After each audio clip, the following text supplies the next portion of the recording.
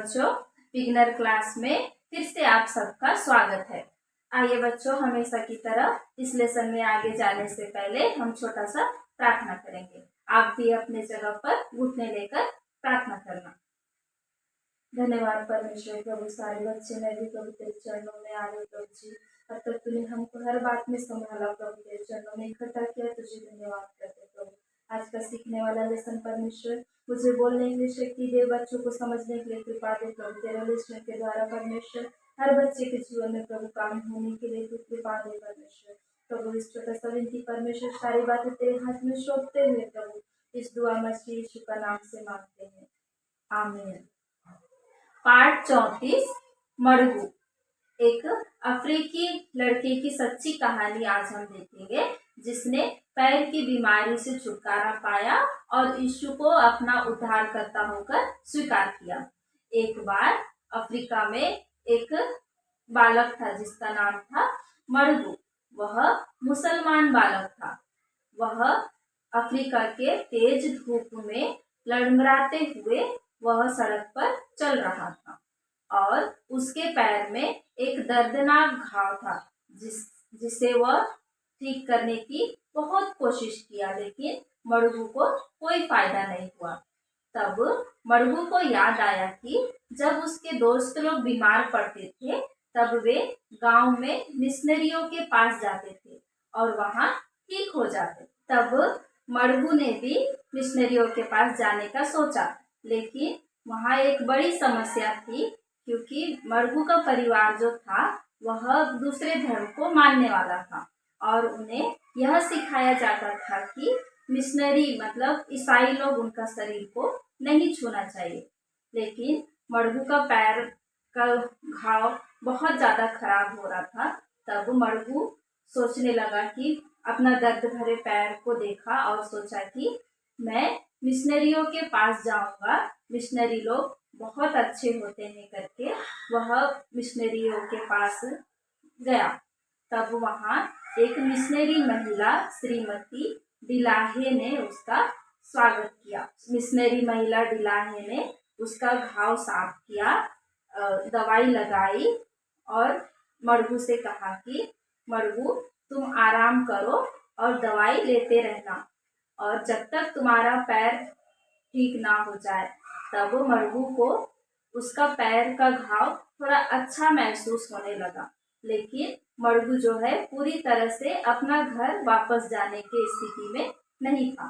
तब मिशनरी महिला श्रीमती डिलाहे ने उसे कहा कि जब तक तुम्हारा पैर पूरी तरह से ठीक नहीं हो जाता है तब तक तुम यहीं मिशन में ही रहना करके मड़गू को मिशनरी महिला श्रीमती डिलाहे ने उसे निमंत्रण दिया और मड़गू जो है वही मिशन में रहने के लिए सोचा। लेकिन मड़गू का परिवार चाहता था कि मड़गू मिशनरियों के पास से घर वापस आ जाए, लेकिन मड़गू का पैर पूरी तरीके से ठीक नहीं हुआ था। और इस बीच उसे एक और बात मड़गू की उत्सुकता बढ़ा रही थी, क्योंकि उसके दोस्तों ने उसे एक बोलने वाली किताब के बारे में बताया था, जो कि दूसरे पुस्तक से एकदम अलग थी। उसमें कोई शब्द नहीं था, लेकिन केवल अलग अलग रंगों के पृष्ठ थे और मिशनरी लोग उसी बुक के द्वारा परमेश्वर का संदेश सुनाते थे। तब मड़गू एक दिन मिशनरी महिला श्रीमती डिलाहे के पास गया और उससे पूछा कि क्या आपके पास वह पुस्तक है क्या करके। तब श्रीमती डिलाहे ने मुस्कुराई और कहा कि ओ, तुम उस वचन रहित पुस्तक के बारे में बात कर रहे हो क्या। तब श्रीमती डिलाहे ने जेब से एक सुनहरा पुस्तक निकाली और उसका पहला सुनहरा रंग पृष्ठ खोलकर कहा कि यह रंग स्वर्ग का याद दिलाता है। स्वर्ग में परमेश्वर रहते हैं, वहाँ कोई दुख, बीमारी, दर्द नहीं है, वहाँ हमेशा आनंद है, वहाँ कोई कष्ट नहीं है करके। तब जब मड़गू ने यह सुना तब वह हैरान हो गया और सोचने लगा कि क्या यह सब सच है क्या करके। तब वह श्रीमती दिलाहे के पास जाकर पूछने लगा कि क्या क्या स्वर्ग है, स्वर्ग में यह सब सच है करके पूछने लगा। तब श्रीमती दिलाहे ने मड़गू से कहा कि आज रात मेरे पति बाइबल क्लब में इस बात करने वाली पुस्तक के बारे में पूरा संदेश सुनाने वाले हैं, क्या तुम आओगे? तब मड़गू ने खुशी से कहा कि हाँ हाँ, मैं जरूर आऊंगा। उसी रात मड़गू अपने दोस्तों के साथ बाइबल क्लब में पहुंचा और वह वहां पे श्रीमती दिलाहे का हस्बैंड श्री दिलाहे ने उस एक बड़ी वचन रहित पुस्तक निकाली और उसका सबसे फर्स्ट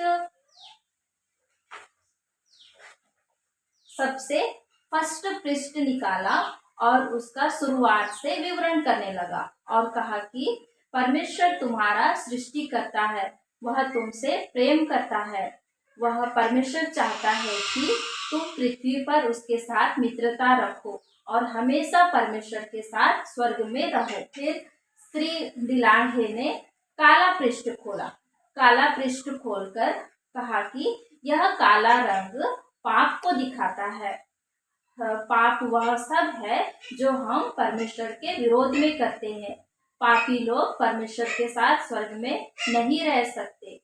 सारे मनुष्य पापी है और हम सब पाप का सजा का हकदार है। तब मड़गू सोचने लगा कि अरे मैंने भी तो पाप किया है, इसका मतलब क्या मैं स्वर्ग में नहीं जा सकता क्या, कह के मड़गू व्याकुल हो गया। इतने में श्री दिलाहे ने लाल पृष्ठ खोला और लाल पृष्ठ खोलकर कहा कि यीशु मसीह हमारे पापों के लिए अपना जान दिया। परमेश्वर ने जगत से ऐसा प्रेम किया कि अपना एक लौता पुत्र दे दिया। हमारे पापों यीशु मसीह ने हमारे पापों का सजा अपने ऊपर लिया और क्रूस में मारा गया, गाड़ा गया और तीसरे दिन जी उठा। यदि हम उसके ऊपर विश्वास करेंगे तो वह हमारे पापों से हमें क्षमा करेगा और हमें अपने साथ स्वर्ग में रखेगा, स्वर्ग लेके जाएगा। तब मड़गू सोचने लगा कि यीशु मसीह मेरे लिए ऐसा क्यों करेंगे। यह सोचते ही श्री दिलाहे ने एक सफेद रंग की पृष्ठ खोला और बोला कि यह सफेद रंग जीवन को दिखाता है। जो यीशु पर विश्वास करते हैं उनको मिलता है। जो यीशु के ऊपर विश्वास करते हैं तब परमेश्वर तुम्हारे सारे पाप क्षमा कर देते हैं और तुम्हारा जीवन शुद्ध हो जाता है और परमेश्वर सदा तुम्हारे साथ रहेगा और एक दिन अपने साथ तुम्हें स्वर्ग में लेके जाएगा। तब उसने यह भी कहा कि यीशु मसीह के अलावा और कोई हमें उद्धार नहीं दे सकता, यीशु मसीह ही हमें उद्धार दे सकता है करके। तब मड़गू ने सोचने लगा कि अब मुझे मेरे पापों से मुझे उद्धार की आवश्यकता है कहकर मड़गू उस संदेश के ऊपर विश्वास किया। मड़गू यीशु के ऊपर विश्वास किया और खुश होकर बोलने लगा कि अब मैं बच गया हूँ, परमेश्वर मेरे साथ है और मैं उसके साथ एक दिन स्वर्ग में रहूंगा। फिर कुछ दिन के बाद मड़गू का पैर पूरी तरीके से ठीक हो गया। अब वो कूद सकता था, दौड़ सकता था और वह अपने घर भी लौट सकता था। कुछ दिन बाद मड़गू अपना घर लौट रहा था। तब वहाँ के मिशनरियों ने उसे वचन रहित पुस्तक भेंट की। तब मड़गू उस पुस्तक को लेकर बहुत खुशी हुआ और खुशी खुशी उस पुस्तक को अपने घर लेके गया।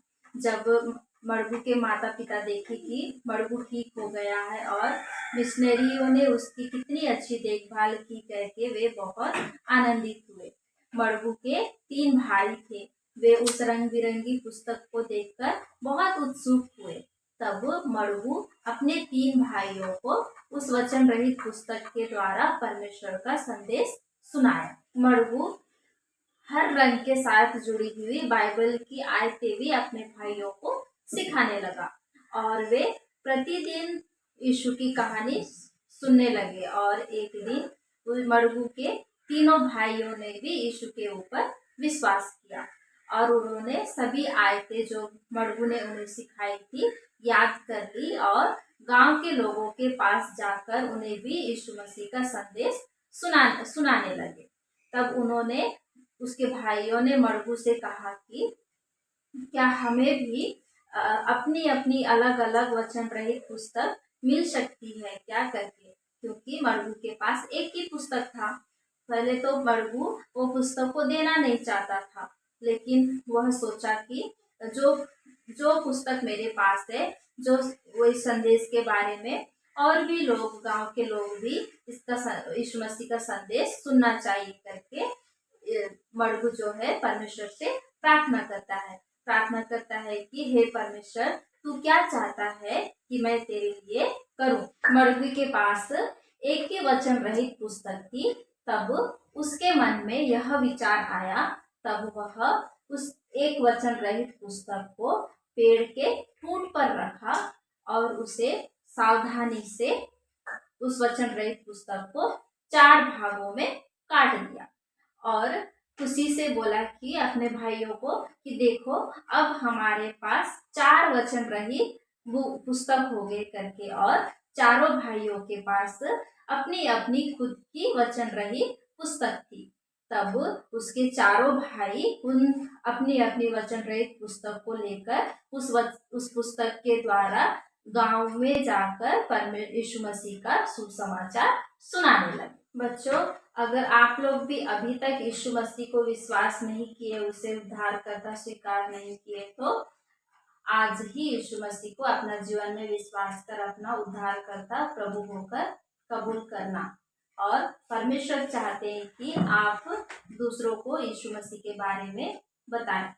आप भी अपने पास इस प्रकार वचन रहित बुक बनाकर आप अपने पास रखना और आपके दोस्तों को, आपके घर के आसपास के बच्चों को, आप कहीं भी जाएंगे तो इस बुक का इस्तेमाल करके आप सुसमाचार बताना।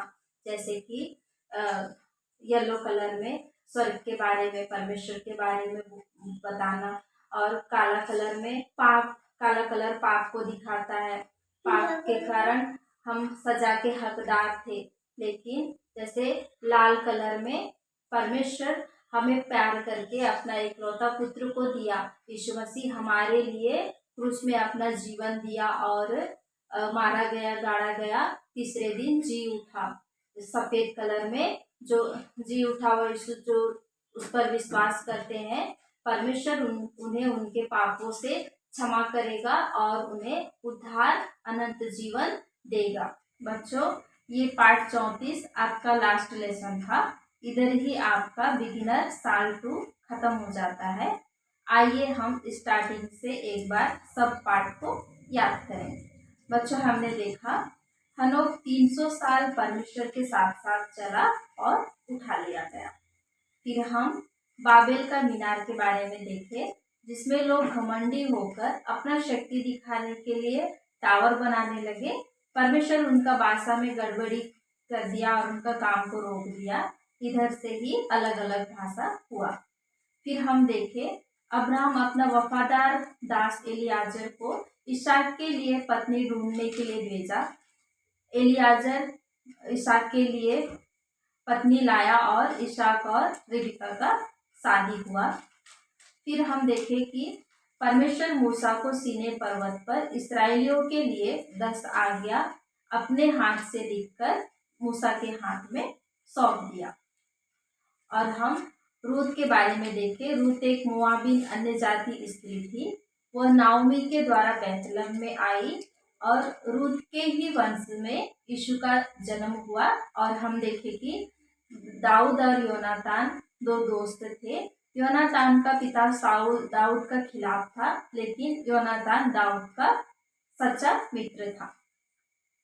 और 3.5 साल अकाल के समय में एलिया करीत नाले में छिपा था और परमेश्वर कौवा के द्वारा रोटी और मांस एलिया को खिलाया। और हम देखे कि सुनेम वासी की स्त्री का बेटा मर गया था। एलिशा के द्वारा परमेश्वर उसका बेटा को जिलाया। और मोर्दके हामान के सामने नहीं झुका, इसीलिए हामान समस्त यहूदियों को मार डालने का योजना बनाया, लेकिन परमेश्वर मोर्दके का सम्मान किया। दाऊद राजा का बेटा सुलेमान परमेश्वर से बुद्धि मांगा और परमेश्वर ने उसे बुद्धि और धन दोनों दिया, और सुलेमान की तरह बुद्धिमान दुनिया में नहीं है। यूहन्ना बपतिस्मा देने वाला यीशु को दुनिया को परिचित यीशु के लिए मार्ग तैयार करने आया, और यीशु को देखो परमेश्वर का मेमना जो जगत के पापों को उठा ले जाता है करके दुनिया को परिचित किया। फिर हम देखें 12 साल के उम्र में यीशु यरूशलेम मंदिर में उपदेशकों के बीच बैठकर उनको प्रश्न पूछ रहा था, और वे उसकी बुद्धि को देखकर चकित हो गए। और यीशु बपतिस्मा लेकर व्यापान में गया, वहाँ 40 दिन 40 रात उपवास किया।